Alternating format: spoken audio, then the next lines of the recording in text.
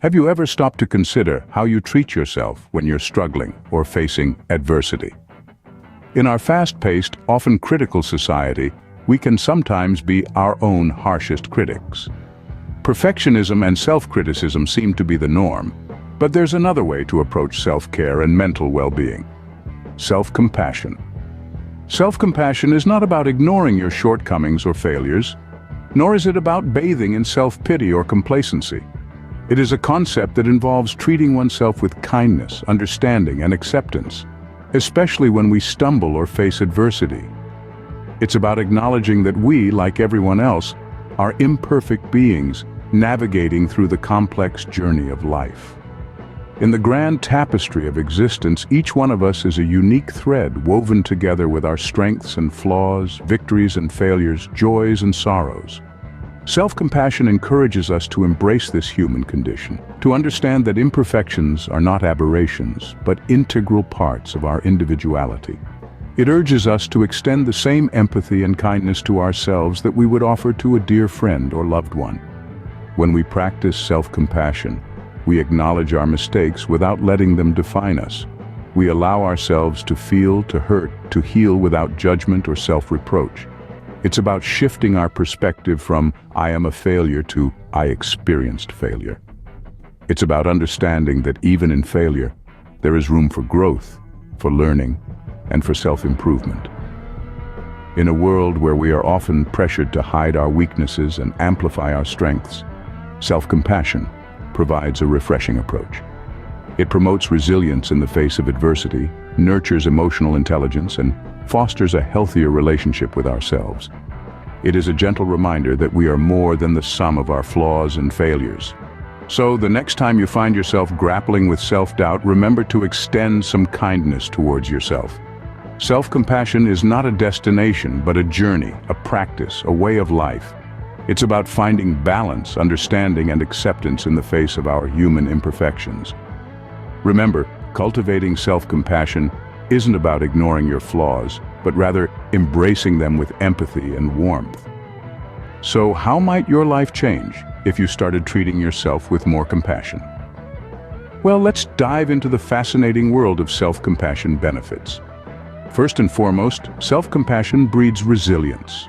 Imagine facing adversity not with harsh criticism, but with understanding and acceptance. Instead of crumbling under the weight of failures or setbacks, you'd find strength in acknowledging your imperfections. This resilience isn't about ignoring mistakes or failures. Rather, it's about viewing them as part of the human experience, a stepping stone on the path of personal growth. And speaking of growth, self-compassion can enhance your emotional intelligence.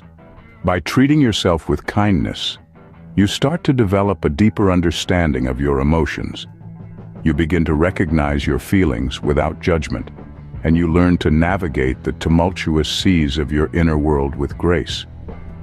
This heightened emotional intelligence can revolutionize your relationships, not just with yourself, but also with others. Furthermore, self-compassion can foster a healthier relationship with oneself. When you stop berating yourself for every little mistake, you start to see yourself in a more positive light. You realize that it's okay to be imperfect, that it's okay to have flaws. By accepting yourself as you are, you can cultivate self-love and self-acceptance. This isn't about complacency, but about acknowledging your worth and potential. Moreover, these benefits of self-compassion can lead to improved mental health and overall well-being. By replacing self-criticism with self-compassion, you can reduce stress, anxiety, and depression. You can foster a sense of inner peace and contentment. You can live a happier and more fulfilling life. In essence, by embracing self-compassion, you're setting the stage for a happier, healthier you. So, the next time you stumble or fall, remember to treat yourself with the same kindness and understanding you'd extend to a dear friend. Because in the end, the most important relationship you'll ever have is the one you have with yourself. Now, you might be wondering, how do I start practicing self-compassion? Well, let's delve right in. The first step towards self-compassion is mindfulness. Mindfulness is the keen awareness of your feelings and thoughts without judgment or resistance. It's about taking a step back and observing your experiences just as they are, not as you wish they were. Instead of suppressing your feelings or exaggerating them, you acknowledge them with open curiosity. I'm feeling stressed, you might say, and that's okay. It's about recognizing the ebb and flow of life, the good and the bad, the joy and the sorrow. It's a gentle reminder that everything is transient, including your feelings. Next on our list is self-kindness. This is about being gentle and understanding toward yourself when you're suffering or feeling inadequate. It's about ditching the harsh self-critic within and replacing it with a kind friend who's there to comfort you in times of need. Instead of berating yourself for your mistakes, you offer yourself warmth and acceptance. Yes, I messed up, but it's not the end of the world. I am human and humans make mistakes, you'd remind yourself.